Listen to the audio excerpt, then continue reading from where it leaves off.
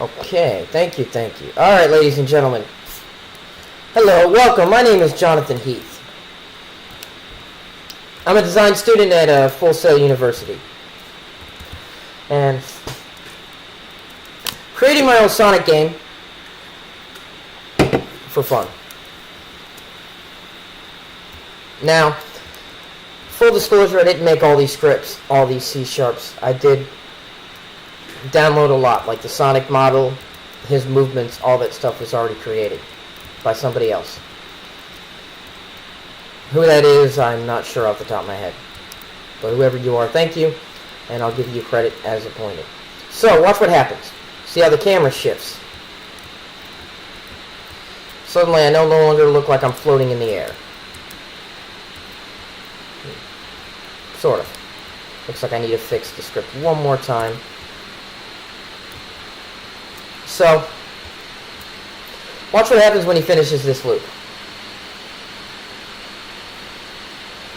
See how the camera went under him? And watch when he stops on this hill. Boom. See how that looks like Sonic's floating in the air, he's not touching anything? Well, I created two scripts, these two right here, to fix that. So, up on this first platform, right here, I created the downhill collision script. Let's go ahead and open that up in Visual Studios. Excellent. And real quick, to save me some time, I'm going to open this one in Visual Studios at the same time, and I have the Sonic Cam. So, now that I'm looking at Visual Studios, this lobby looks like a whole lot of computer mumbo-jumbo to you. It did to me when I first started my course. So, first off, I did not create all of this. This was already created in this script by the person who created this script. I need to look at his name and give him the credit appointedly at a later time. So, Boolean algorithms. A Boolean is a true or false statement in accordance to discrete math. So, public bool, downward slope equals false. That was mine that I created, which means it's off unless ordered to activate by another script. Game logic, lock mode target, minimum connection distance, minimum offset 10, cam 4 is started.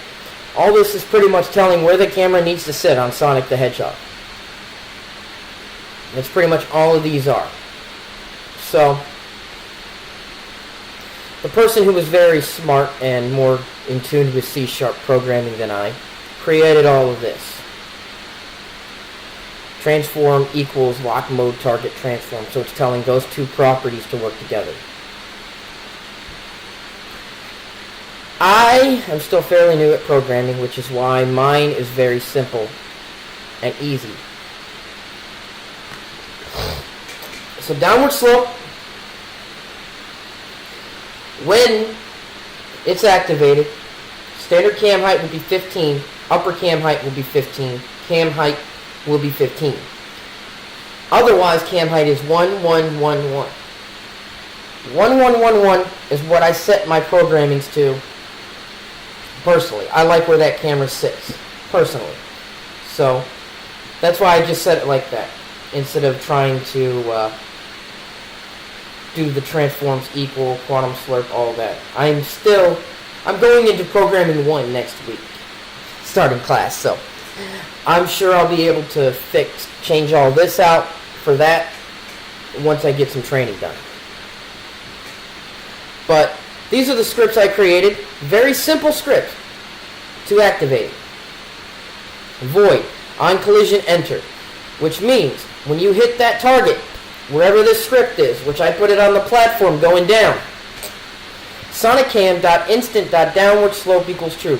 This is telling the computer, this is telling the game that when you hit this part, when you collide with wherever this script is, change the camera to equal true on the downward slope. So it tells it that now downward slope is true, so these are activated. Then at the end of the platform, I created a third script, second script, excuse me, on collision enter. Made another on collision enter. Same thing. It's now telling the camera that downward slope is back to equaling false. So return to, hold on a second. What did I just? Yeah, okay. Return it to the cam height 1111. That's what it's telling it to do. So, by doing that, we now have the following that I showed you before. Without it,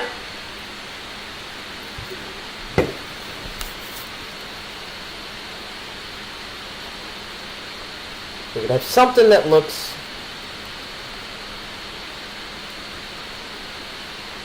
like, I just have to get Sonic out real quick. Where his camera is. I think I broke the prefab earlier. Yeah, I broke the prefab. Oh shit, where did I put the camera? For his camera. I'll find it in there. So folks, what I did is I accidentally broke Sonic's camera. Oh. There we go. I can do that. Alright, so here's the camera. Because it's a public Boolean, which is why it's public, this means I can do this. Turn it on, turn it off. Turn it on, turn it off. See how the numbers change? That's why the numbers change. Because now it's on, now it's off. So, just showing you real quick what would happen if I did not have this script on. So when it activates, I'm going to turn it right off. So it activates, boom. See how it looks like he's floating in the air going down this hill? And of course it turned itself back on. Let me go ahead and get out of the trigger. And that's why I created that script. Because you can see now that he looks really funky. He's floating in the air. So I might change the distance to go up maybe 1 more degree, and that should take care of it. So then his camera will return to normal if I hadn't already deactivated the script on the top. And I'm going to be creating another script to fix it when he goes around the loop like that. And I will figure that out in the not too distant future. So, anyway, ladies and gentlemen, that is a real quick script on how to fix a camera in this particular game. Now, I don't know if it'll work for other projects you have in Unity, but perhaps it will. It's a fairly easy script, enough that a first-year game design student can learn. I've been in class for about a year, and I just got through all the specifics, all the general courses like math and stuff like that. I started the degree specifics. This is now my 3rd month into degree specific stuff. So, I learned the majority of my programming recently from Portfolio 1, which is very good. I'll be going into Programming 1, so I'll be able to learn the more complex scripts that would have probably worked just the same as this very simple script that I had to create. So, leave a comment in my box below if you need more information, and I might be able to help you out. I would love ideas from anybody else who has more experience than I on how to fix certain issues like this. I'm going to fool around with the loop-de-loop that I just showed you, and when I come back, I'm going to do another video on how I fix the camera with the loop problem. That's going to be the next issue. I'm going to be troubleshooting this momentarily. So once again, my friends and family, and random watchers across YouTube, once again, thank you for viewing this video. I hope that helped you.